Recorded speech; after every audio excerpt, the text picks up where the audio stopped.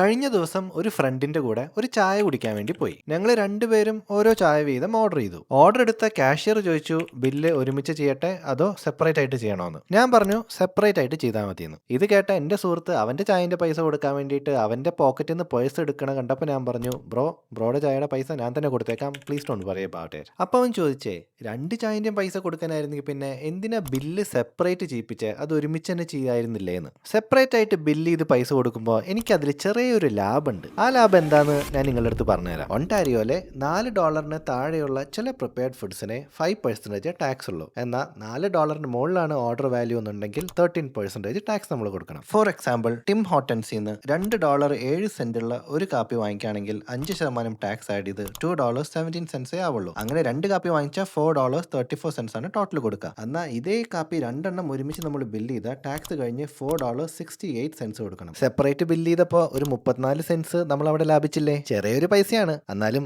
ആറ്റിൽ കളഞ്ഞാലും അളന്ന് കളയണമെന്നാണല്ലോ പറയാ. പോയിന്റ് ഓഫ് സെയിൽ റിബേറ്റ് എന്നാണ് ഈ ലാഭത്തിന്റെ പേര്. ഒരു ഫ്രണ്ട് അയച്ചെന്നിട്ടാണ് നിങ്ങൾ ഈ വീഡിയോ കാണുന്നത് ഉണ്ടെങ്കിൽ ആ ഫ്രണ്ടിന്റെ മണി മൈൻഡ് സെറ്റ് നിങ്ങളൊന്ന് നോക്കി വെച്ചോ. അടുത്തൊരു 4-5 വർഷത്തിനുള്ളിൽ അവർ റിച്ച് ആയിരിക്കും.